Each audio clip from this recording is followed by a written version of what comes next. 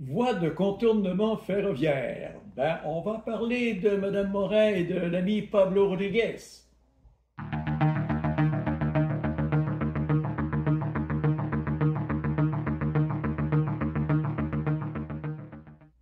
Bienvenue sur mawebtv.info. Vous avez sans doute vu une nouvelle passer à propos de la voie de contournement ferroviaire. Et ce qui a été intéressant, c'est que ça passait même à Radio-Canada sur le réseau national, cette nouvelle-là. Nouvelle que vous avez sans doute vue, la députée solidaire de Québec solidaire, députée de Sherbrooke, Christine Labrie, a décidé de prendre le parti de ceux qui sont contre la voie de contournement ferroviaire. Je vais vous expliquer pourquoi, tantôt, ce ne sera pas long.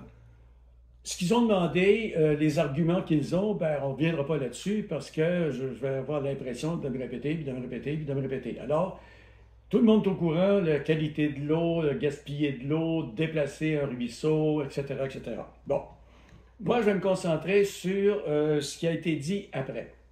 Entre autres, notre député, François Jacques, qui a dit, lui, la sécurité, l'acceptabilité sociale, l'environnement, l'économie, tout ça a été considéré dans les deux premiers BAP. On n'a pas besoin d'en faire un troisième, parce que c'est la demande que fait Christine Labrie. En ce qui concerne notre député, ben, il serait extrêmement malvenu de virer capot, parce que c'est une promesse de son premier ministre, de son chef de parti. La politique, c'est ça. Maintenant, mon ami Pablo Rodriguez, lui, il m'a fait rire. Il m'a fait rire. La première déclaration qu'il a faite, c'est de dire « Québec solidaire fait de la politique avec ce dossier. » Bon, c'est beau, Pablo. Bien dit. C'est un argument qui tient pas debout. Pourquoi les gens se sont adressés à Christine Labrie? Bon, ils ne pouvaient pas s'adresser à François Jacques. Bon. Alors, à ce moment-là, qu'est-ce qu'on fait? On essaie de trouver un député de l'opposition qui a un comté pas tellement loin de chez nous et qui a une certaine visibilité. Ben, ça donne que la députée de Sherbrooke, Christine Labrie, répond parfaitement à ces trois critères-là.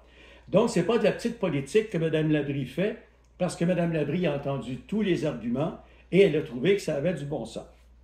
En plus de ça, mon ami Pablo, il dit la sécurité, il dit que on s'assure que l'eau soit protégée, que la faune et la flore soient protégées. Il faut que cette voie de fer-là sorte du centre-ville. Premièrement, Pablo, ce n'est plus un centre-ville, c'est un quartier. OK? Bon. Et puis, les questions de protection de la flore, de la faune, etc., dans l'extrait que j'ai recueilli de la radio de Radio-Canada Estrie, on ne parle pas de ce que M. Rodriguez a dit à propos des 130 mesures d'atténuation. Je ne sais pas, moi, mais le BAP me dit, si vous voulez faire votre projet, vous avez 130 mesures d'atténuation. Mais attends, quand je vais commencer à me demander si ce projet-là tient debout, hein? Ça devait coûter 133 millions au départ. On est rendu dans le milliard dépassé pour faire un cadeau au CP. Alors là, le ministre Rodriguez, qu'est-ce qu'il fait? Ben, il accuse les gens de faire de la petite politique. Ben, qu'est-ce qu'il fait, lui? C'est de la petite politique. Alors, ce qu'il dit, ça ne tient pas debout pour commencer. Puis, deuxièmement, ben, il pourra bien dire ce qu'ils voudront, on ne croit plus ce qu'il dit.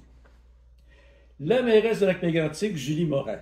Alors, dans le texte que j'ai recueilli chez Radio-Canada Estrie, on dit que la mairesse de Lac-Mégantic, Julie Morin, estime de son côté qu'un nouveau BAP serait inutile.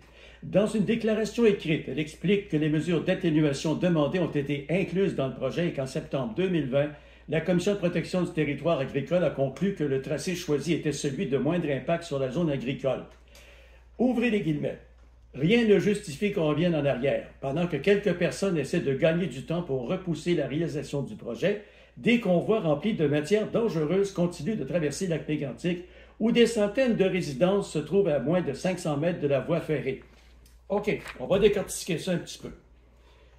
La Commission de protection du territoire agricole, mettons qu'on ait conclu que ce trajet avait le moins d'impact, ça a été dit du bout des lèvres, puis je vous passe un papier que l'UPA a une opinion tout à fait contraire à celle-là. Revenir en arrière, on ne revient pas en arrière, on essaie d'avancer par en avant. Parler de quelques personnes qui essaient de gagner du temps. Quelqu'un là, qui n'est pas de la région ici, quelqu'un qui ne demeure pas ici. Là. Bon, mettons, il y a quelqu'un là, à Vancouver qui écoutait les nouvelles à partir de Montréal. Et puis là, ben, il y a quelques personnes qui veulent gagner du temps. Cette personne-là ne sait pas qu'il y a trois quarts du monde qui n'en veulent pas de la sacrifice de voie de contournement. Mais on profite des médias nationaux pour dire des choses comme celle-là. Ensuite, des convois remplis de matières dangereuses. Écoutez, là, on est loin des block trains de MMA. Très, très loin. La voie ferrée est vérifiée 2 heures avant le passage de toute matière dangereuse, de tout wagon vide qui aurait contenu des matières dangereuses. La sécurité est assurée. Ça, là-dessus, on ne peut pas revenir là-dessus. Ça, c'est sûr et certain. Alors, pourquoi dire au monde de Vancouver qu'il y a des convois remplis de matières dangereuses qui passent dans le centre-ville, qui n'est pas un centre-ville? Ben là, écoutez, là, on commence à beurrer pas mal épais de beurre de pinot, c'est la toast, hein? Et puis là, quand on parle de centaines de résidences à moins de 500 mètres, ben, je vous prends ces papiers qui envoient y avoir des résidences à moins de 500 mètres avec la voie de contournement ferroviaire. Donc, tout ça pour vous dire que ce dossier-là, ce n'est pas un dossier pour la population, c'est un dossier de politiciens qui ne veulent pas perdre la face en disant que ce qu'ils veulent faire, ça ne tient pas debout. OK? Alors, qu'est-ce qu'on fait dans ce temps-là? Ben, on trouve le député de l'opposition le plus proche de chez nous, qui a de la visibilité au niveau national, puis qui va dire, ben écoutez, moi, je suis d'accord avec vous autres, votre dossier, ben, je vais m'arranger pour le porter à Québec. Sur ce, M. Legault et toute sa bande, j'aimerais vous dire que... ah oui, j'oubliais ça. Le ministre Benoît Charette, celui qui a le ministère de l'Environnement, a dit qu'il y a une consultation publique en 2017, un BAP en 2019. Avant que la Cour d'appel ne statue que le dossier relevait du fédéral, c'est donc la responsabilité du fédéral de s'assurer du respect des normes environnementales et de l'accessibilité sociale de la loi de contournement ferroviaire, mais ça ne vous empêche pas de faire des pressions. Hein? Bon.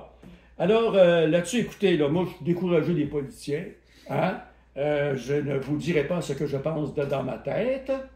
Puis, si vous en voulez un petit peu plus, l'ami Lapierre va vous faire un petit quelque chose bientôt qui ne sera pas piqué des verres non plus. Alors, sur ce, mesdames, mesdemoiselles, messieurs, j'espère que vous allez envoyer ce que je vous ai dit à vos amis qui demeurent à Vancouver pour leur dire que des gros block trains de matières dangereuses n'y en passent plus à Lac-Mégantic, même qu'ils traversent la ville à seulement 15 000 à l'heure. Alors, sur ce, à la prochaine!